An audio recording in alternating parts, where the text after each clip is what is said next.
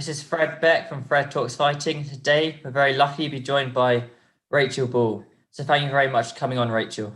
No, thank you for having me.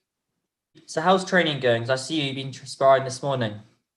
Yeah, been sparring this morning. I sparred last night as well. Beck Connolly, she came down for the night as well. So we got some good sparring in. But yeah, training camp's going really well. Every day I just ask myself, what can I be doing more? And I've been doing everything I can in my power to push myself this training camp. And how has training been in the coronavirus? Because a lot of athletes say it's actually helped because it's helped them have a focus and have less distractions around them. Has it benefited you or In terms of training camp, I think one of the things that may have suffered a little bit in my last fight was having access to the gym to do more weight stuff.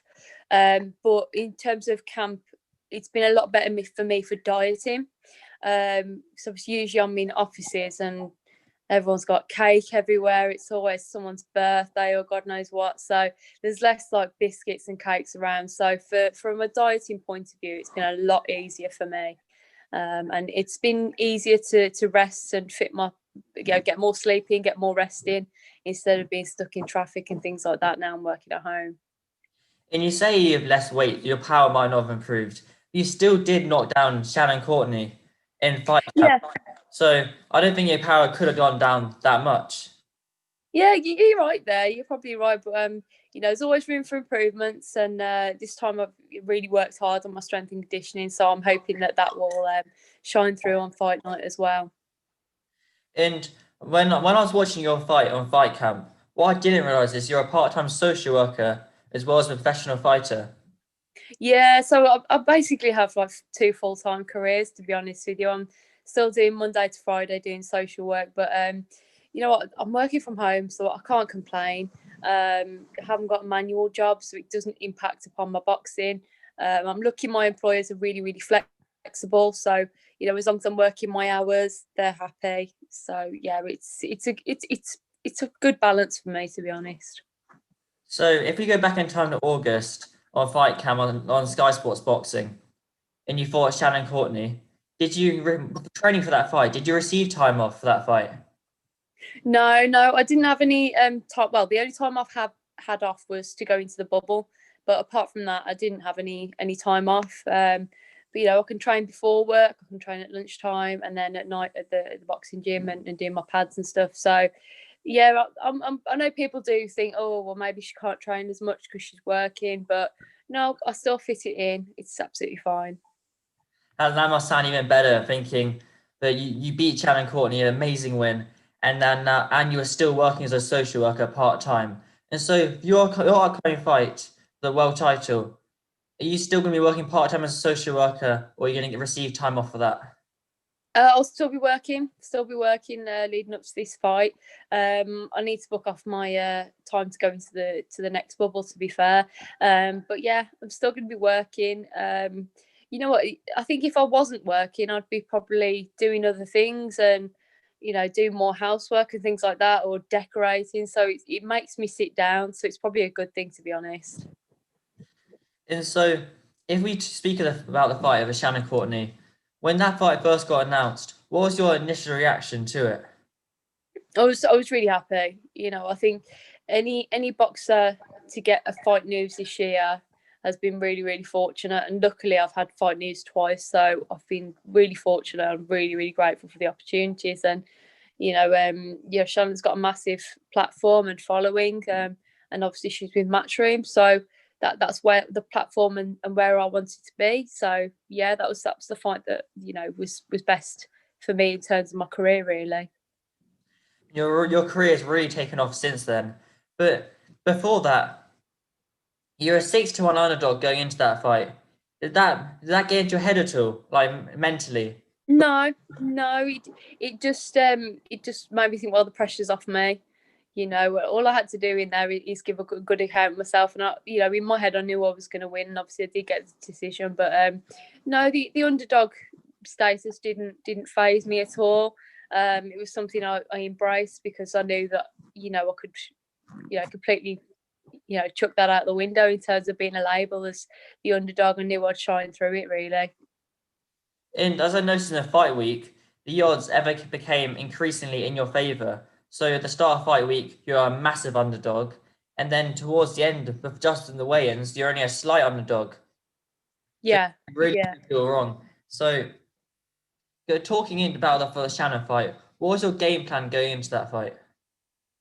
So the game plan going into that fight was to be strong and use my height to my advantage, but to kind of sit on my shots. So I did that a bit, but as a learning point, I want to do it more so going into my next fight. Really, I think I haven't had such a small opponent for probably since my kickboxing days. So that was something that I learned from as well in the ring. Like the other girls I've been fighting have been a little bit taller, so I knew I had to work my height, and I tried my best to do that. But I think there's definitely more learning that we'll see hopefully in the next fight to progress from.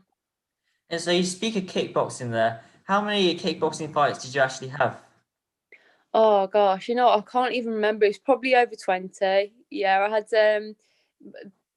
probably 90% of my fights were kickboxing, and I did a few K1 fights and then a few white collar boxing fights. So yeah, I've been in the ring plenty of times, even though I haven't had any amateur experience really.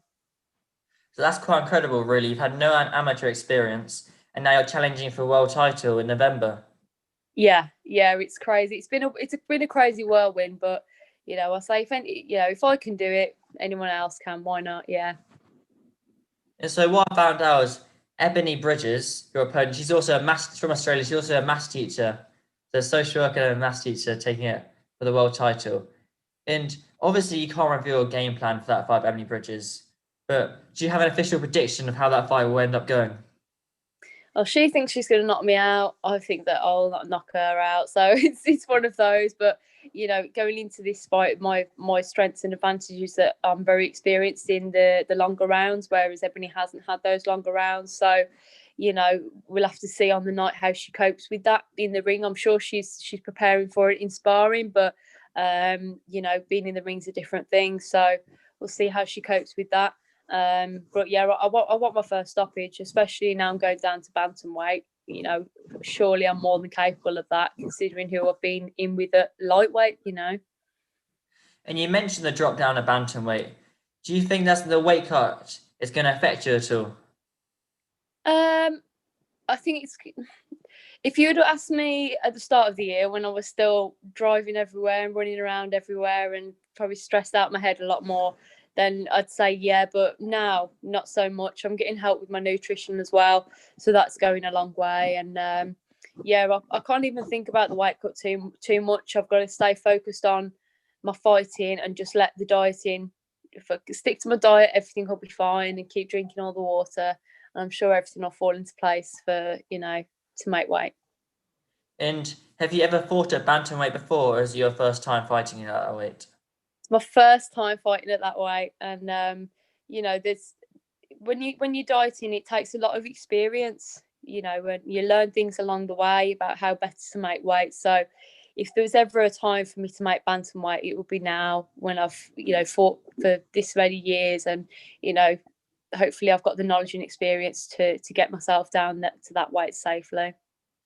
And you mentioned experience as well. Your opponent Ebony, she's only 4-0 as a pro, and you're 6-1, so 7 fights, plus the kickboxing experience, the white collar experience. What other advantages do you think you have on her, apart from experience and height? I think I'm quite technical as well. I think she is very tough, but I think I am more of a dynamic fighter really, and more technical. So we'll see if that happens on the night. So that's what I'm hoping for anyway. Yeah. Well, I wish you luck for your fight, and I'm sure everyone will be watching. So thank you very much for the interview. And where can people find you on social media? So you can find me on Facebook. I'm on at Rachel Pro Boxer. On Instagram, I am Rachel_Pro and on Twitter, I am at Rachel_Ball_. All right, thank you very much for your time.